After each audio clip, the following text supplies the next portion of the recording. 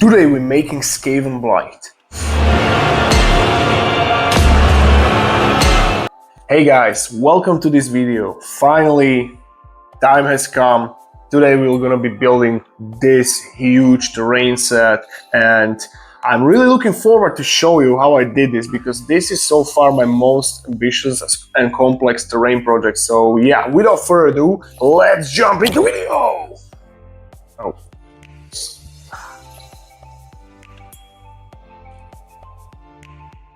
We will start our project by measuring and marking our objects onto foam, which we will later cut.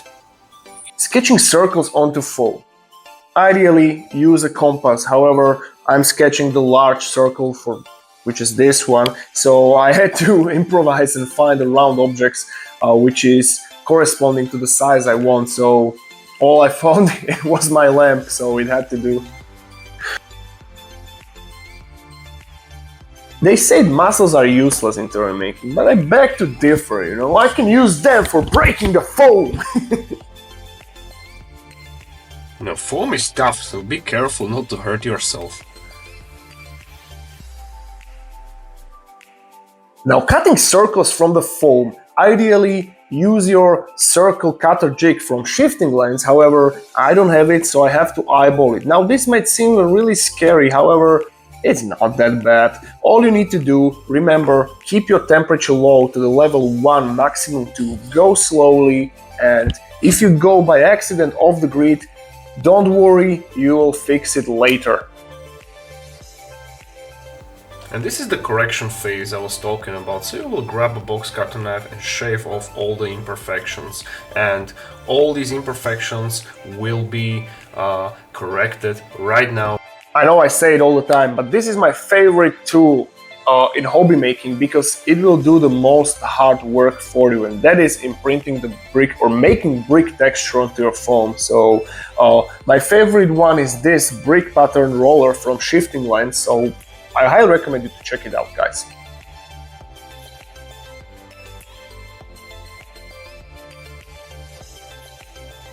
Now look at that awesome brick texture. If you were to do it by the hand, it will take you ages.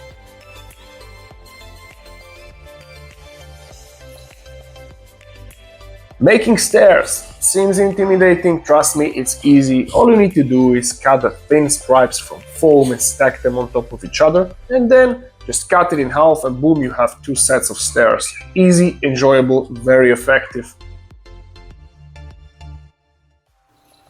Now there's a few different glues you can use, but preferably I use a hot glue because it's the cheapest and most effective, as it's dry really fast.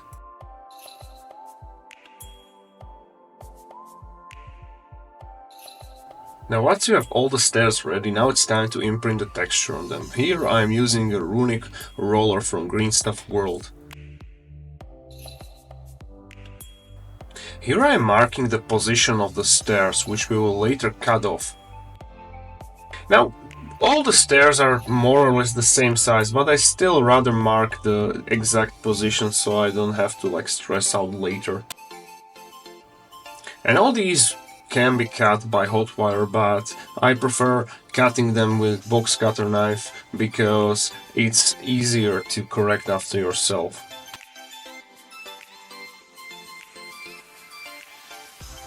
Now it's time to texture this whole project. How do we do that, you may be asking? And the answer is, smash it with a rock. It works like a charm. You know, as they say, if the only tool you have is a stone, you tend to see every problem as a foam.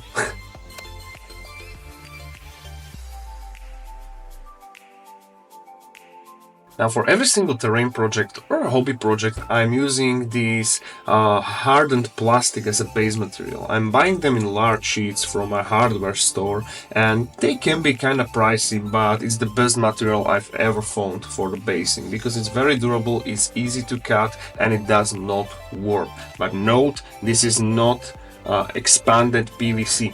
This is a plastic, it's something else. This material is really unique. I mean, I don't really know what the main purpose is, but the label said it's used for making bird boxes.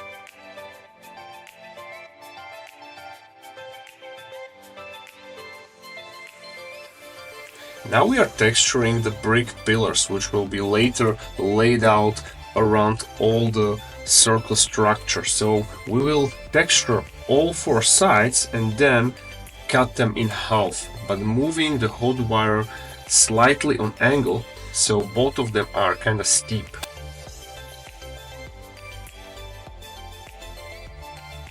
Foam bricks. I highly recommend you to have the box ready with these little bricks. Now spend 2-3 hours making it, use your foam cutter, make those tiny bricks, texture them. You can use them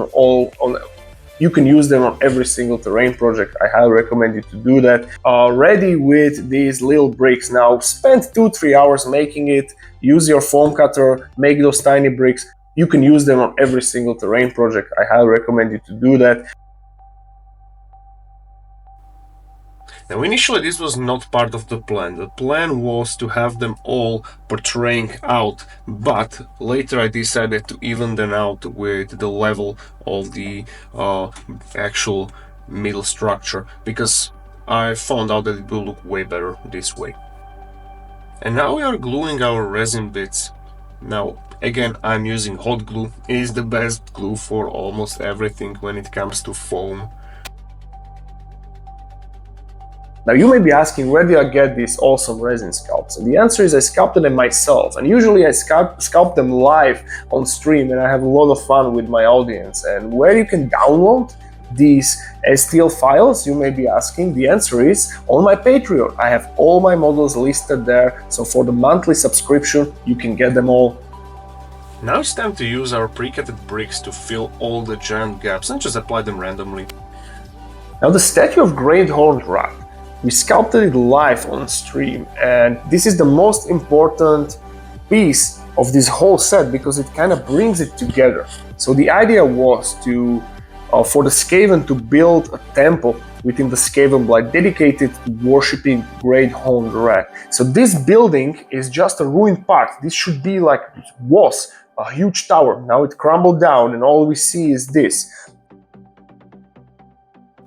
Now, a few tips while you cut off supports from your prints. First, wear glasses. I almost lost an eye years ago when I was cutting overcured resin bits. And the second, always heat it up with the hairdryer to remove them smoothly.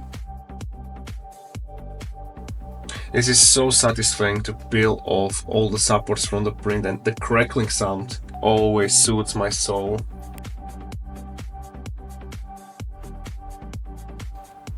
Now guys, please, if you enjoy what you see, subscribe to my channel, like and comment under this video, it means a lot to me. Thank you! And now it's time to apply texture paste to seal all the big gaps. Any texture paste will do, you can make your own or buy them in the hobby shop, it doesn't matter.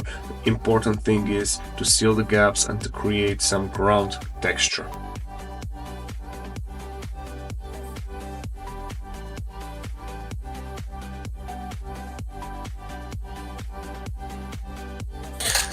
Now let's talk about sand and grit for a second. You can go out and collect sand. That's the first thing you need to do. Then I recommend you to visit your dollar store, go into plants section and search for these sands for plant decorations. Now I'm buying them in a range from €1 to €3, and they make everything better. So this one is, for example, shattered glass painted, and this is just some medium-sized grit. However, if you mix them together, you'll have the most awesome ground texture. And this is how the set looks like right before priming.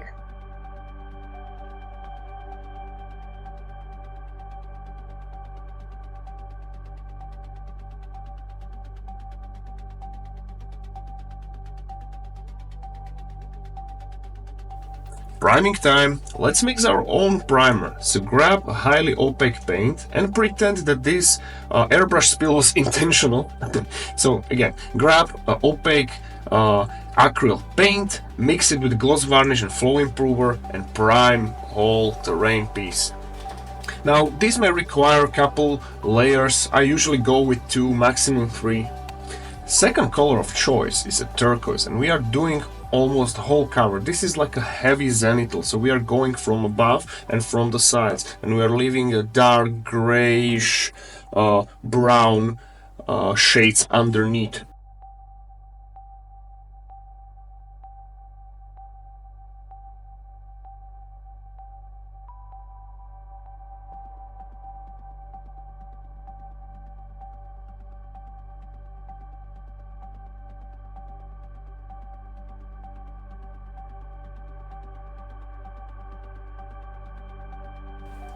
Now it's time to apply zenithal cover with a green color. I recommend you to use this lime green from Pro Acryl because it covers really well, and now our terrain piece is started to look amazing. And the last layer will be very bright green, and now we are going just light streaks from above and from the sides to make those bright green highlights pop.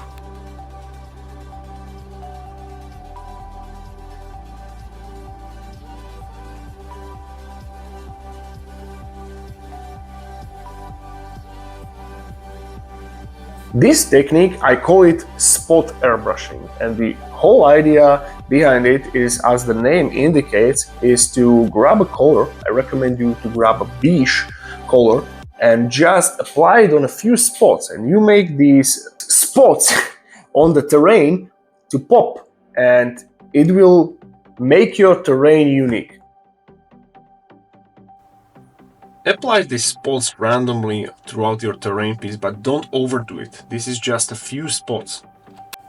Guys, apologies for the lower quality of footage, but this is actually a recording from live stream, and we were doing it on our Friday live stream, and basically this is just a pigment application. So for this set I went with two shades of pigment. One is it does not seem like, but it's a green actually, and the second one is black. So these two shades are changing everything. As you may know, I'm a big proponent of applying pigments on every single terrain piece because it instantly makes it better, and it's so easy and enjoyable.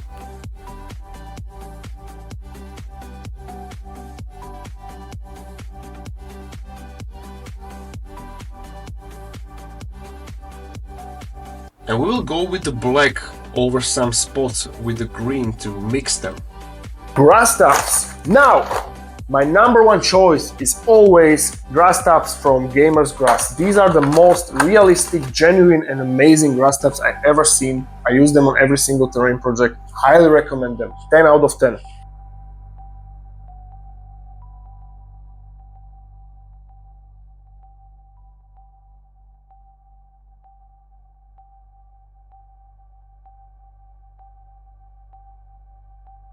Now, what I'm about to show you, I witnessed this in Luke Toven. He is a railroad modeler, and he called it spraying the pigments with a wet water. Now, what is wet water, you may be asking? It's a 1 to 9 part mix of isopropyl alcohol and distilled water.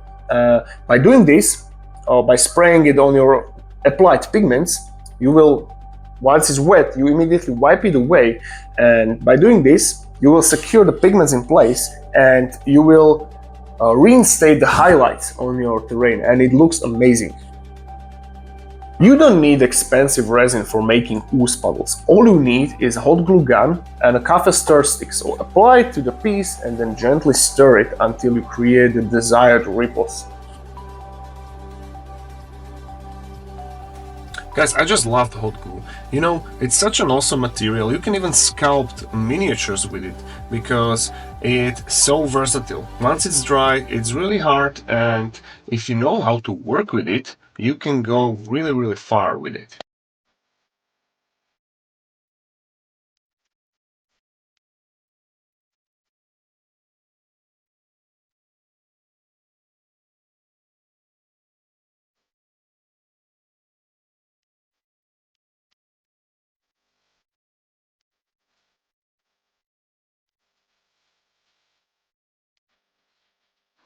And now it's time to cover all the warpstone goo and basically all the glowing bits with a very bright green, and this will require more than one layers, so be patient. And guys, we are almost at the end, so please don't screw this, be careful, take your time. And the last layer of paint is the warpstone contrast paints, just to make a difference on those glowing parts.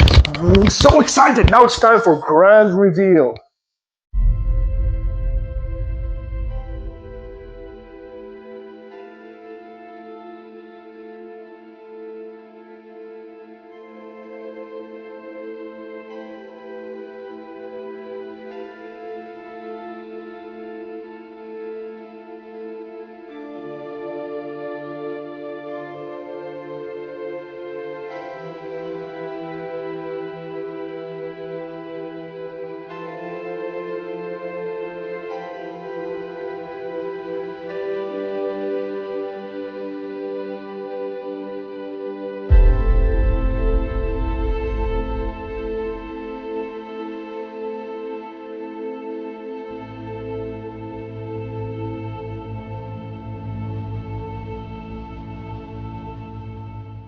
So guys, this is it.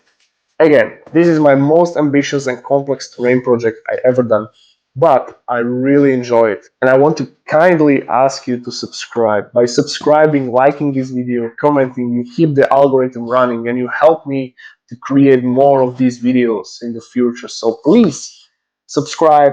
And if you enjoy what you see here, why don't you just watch the next video here or the next one? Until then, see you.